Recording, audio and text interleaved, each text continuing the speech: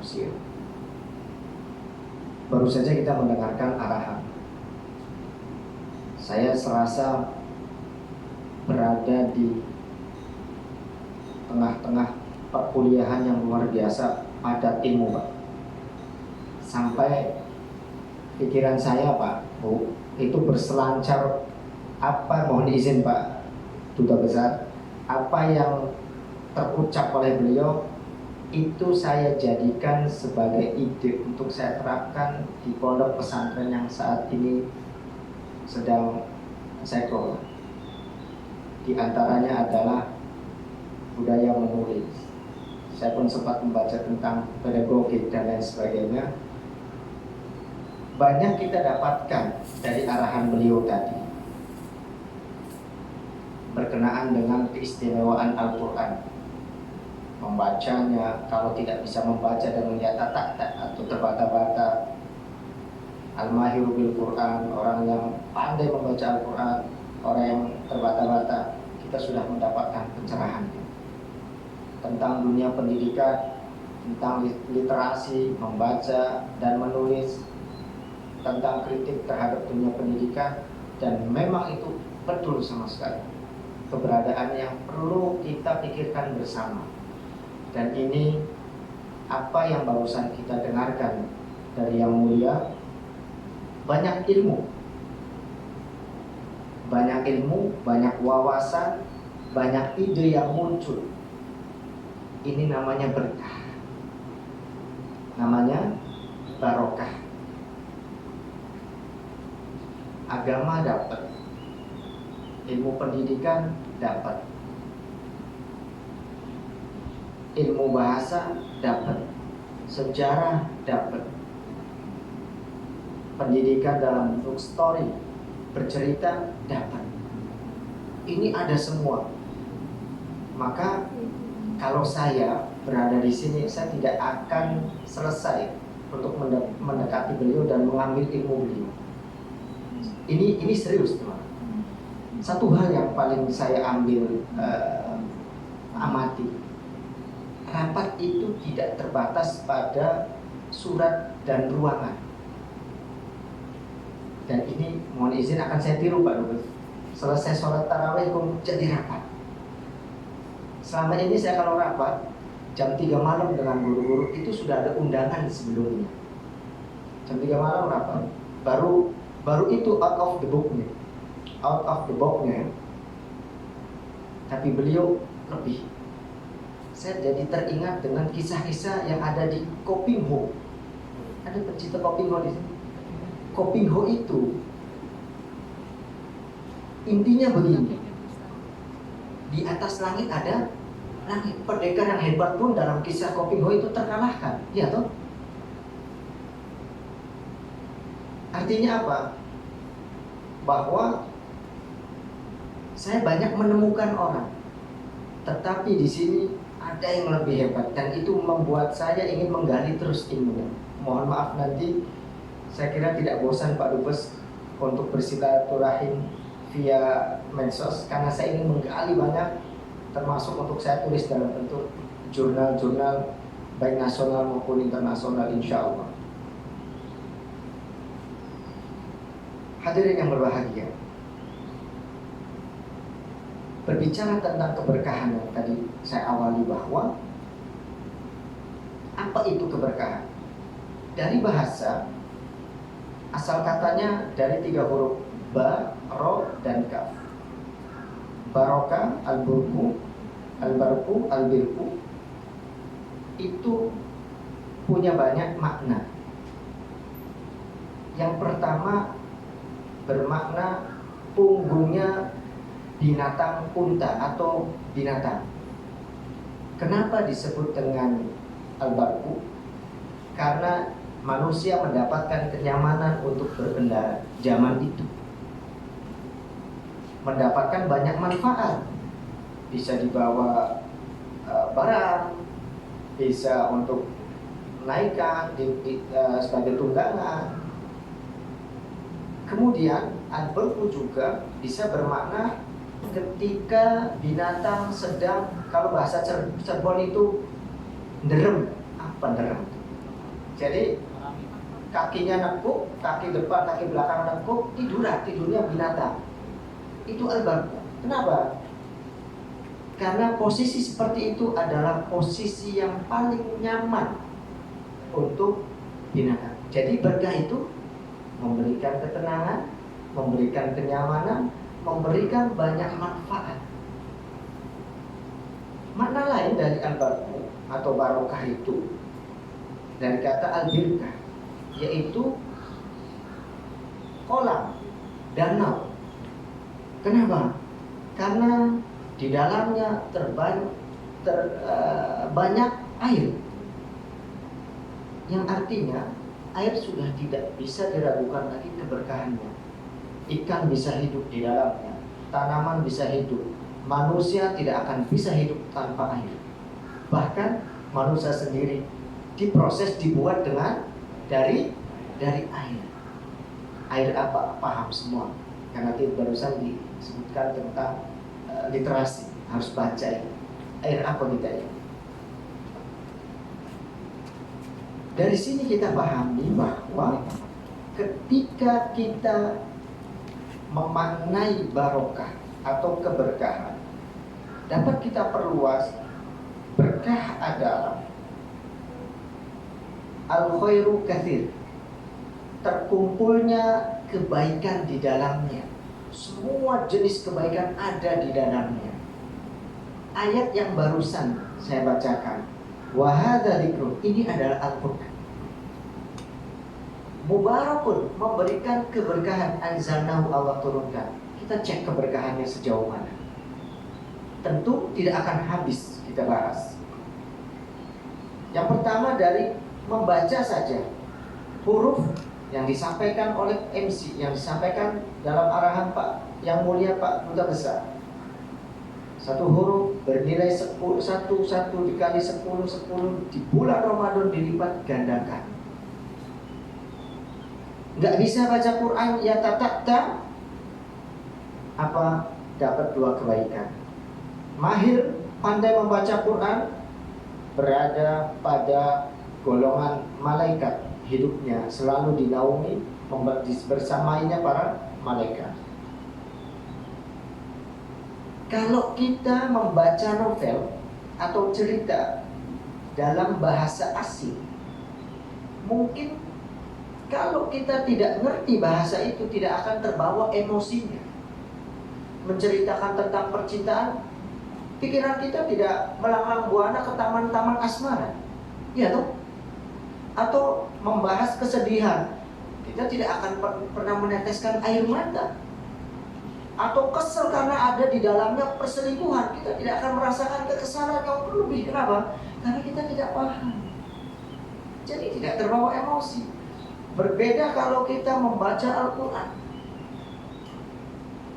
walaupun nggak paham, nggak ngerti isinya, nggak tahu terjemahannya, kita bisa melelehkan air mata nangis. Kenapa? Mikirin utang, mikirin cicilan, nah, sudah akhir bulan, begitu. Tapi yang jelas kan nangis tujuannya kan. Nah, pernah suatu ketika saya sholat tarawih. Kalau di Mesir itu 1 juz, bahkan lebih panjang. Kunut itu setengah jam, kunutnya aja. Ya, saya masih mahasiswa baru, itu pada nangis. Saya lihat kanan kiri nangis. Saya juga akhirnya ikut sedih, ikut nangis. Ya. Keluar sama anak-anak Indonesia. Kamu tadi nangis ya? Enak sekali bahasan yang satu. Karena memang senior, memahami maknanya, apalagi dalam surat Al-A'raf tentang neraka. Yang satu enak, merdu. Nanya ke saya, kamu kenapa? Teklok. Itu saya mengkel, campur ini gimana gitu. Pokoknya campur aduk perasaan Pak. Udah ini capek, teklok ini Pak, setengah jam begini aja. Ya. Luar biasa. Jadi udah kesel, campur ini imam gak selesai, gak ikhlas sholat itu. Jadinya akhirnya saya ikut nangis aja. Kan gak mungkin, gak enak dilihat Jangan sampai nanti selesai ini, kok kamu gak nangis sama sekali, hati kamu keras gitu kan.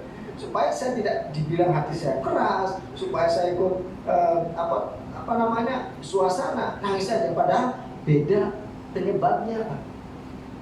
Itulah alasannya kenapa salah satu di Indonesia punya kebiasaan sholat tarawih itu suratnya pendek, Al-Ikhlas, An-Nas, Al-Ikhlas, An-Nas. Bahkan ada Al-Ikhlas, Al-Ikhlas, Al-Ikhlas. Bahkan ada yang cuma awal suratnya aja, Yasin, Toha, Yasin, Toha. Itu istihadnya mereka daripada sholat lama tapi nggak ridho, nggak ikhlas. Lebih baik sholatnya sebentar tapi ikhlas dan ridho.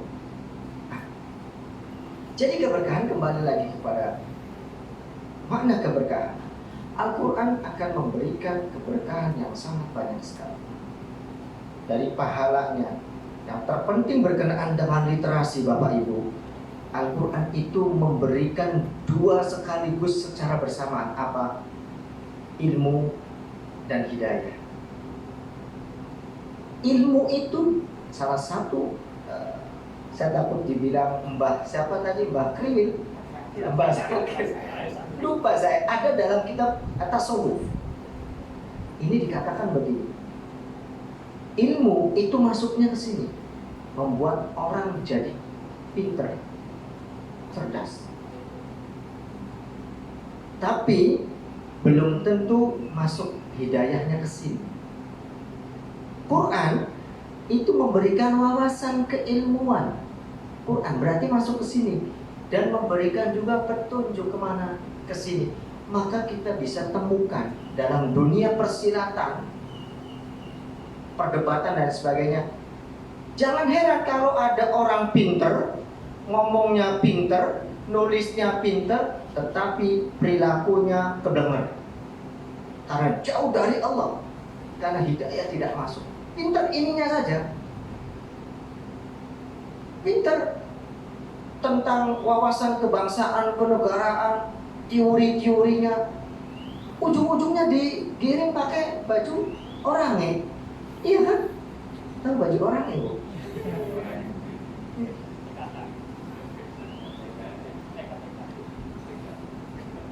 Apa kurang apa coba? Orang-orang Indonesia pintar semua, pintar.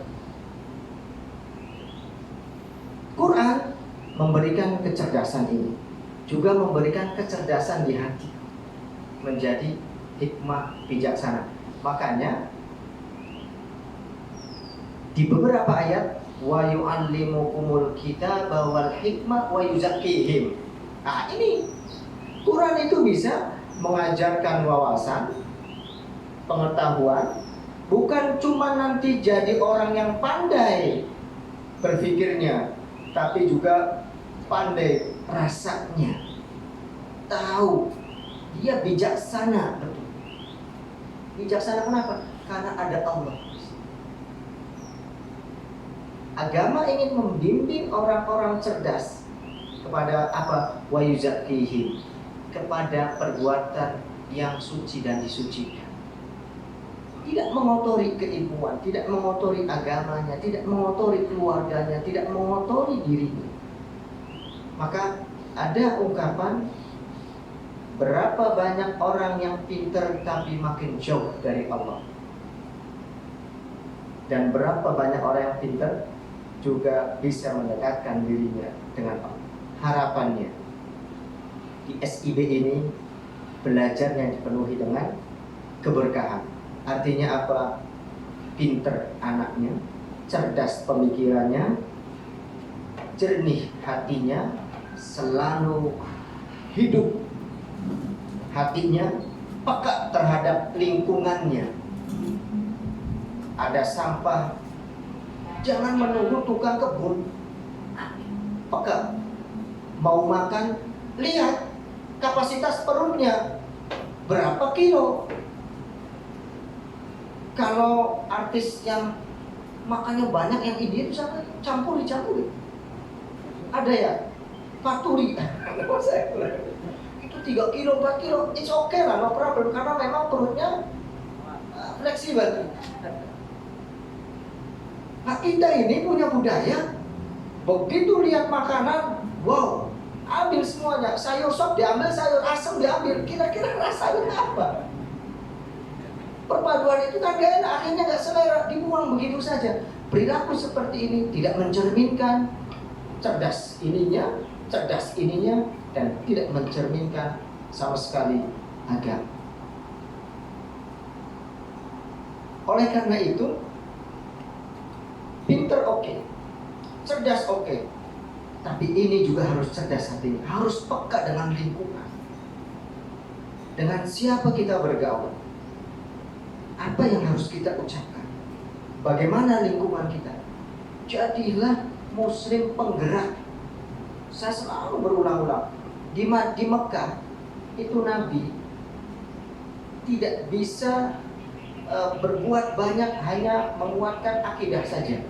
Tetapi di Madinah, Nabi dengan sendirinya tanpa pemilihan menjadi, kalau bahasa Cirebon itu Raja Wali namanya. Raja itu orang yang mengurusi masalah pemerintahan, masalah kemanusiaan. Wali itu orang yang mengurusi masalah akhirat. Jadi kalau raja orang yang mengurusi dunia, kalau wali adalah orang yang mengurusi akhirat. Kenapa ada istilah wali di kita? Kenapa ada istilah julukan raja wali? Itu bukan burung sebenarnya. Kalaupun ada, ya bisa jadi ada. Raja wali adalah karena salah satu raja yang ada di Cirebon itu bergelar raja wali, karena yang ngurusin dunia, yang ngurusin akhirat. Demikian juga Nabi. Nabi ngurusin dunia, Nabi juga ngurusin akhirat. Dua-duanya melekat pada beliau, dan beliau adalah orang yang pertama kali menggerakkan, memakmurkan atau mendamaikan antara orang yang berbeda agama. Tidak pernah memerintahkan bunuh. Kenapa?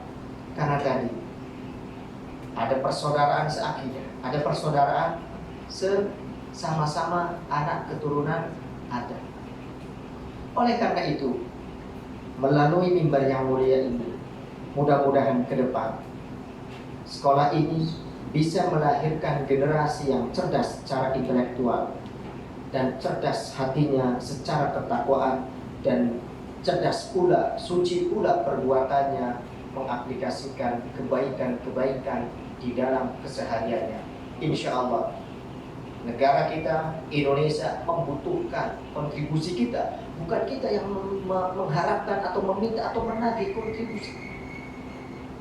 Kita diberi akal, kita diberi pikiran. Itu apa? Bagaimana to give, bukan bagaimana to mengambil. Mudah-mudahan ini bisa memberikan motivasi kepada diri saya sendiri dan kepada hadirin yang ada di sini, dan kepada para dewan guru untuk menjadikan siswanya bukan cuma saja pandai, tapi cerdas berpikir, cerdas hatinya, dan cerdas amalannya.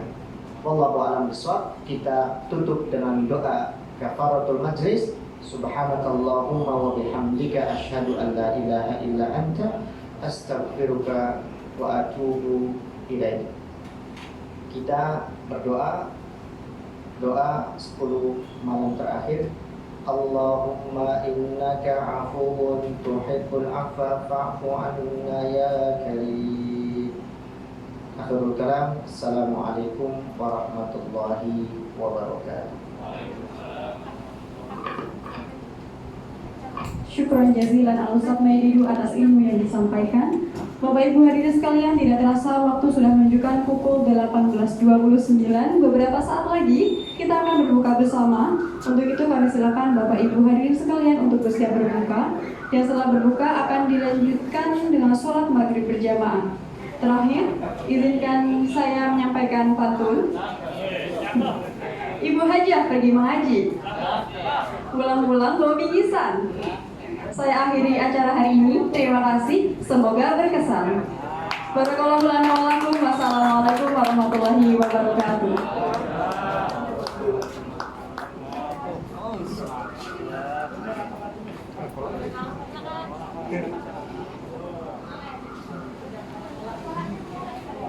Belum ya. Jangan dulu. Yang nggak kuat azan sendiri. Yang kuat azan sendiri.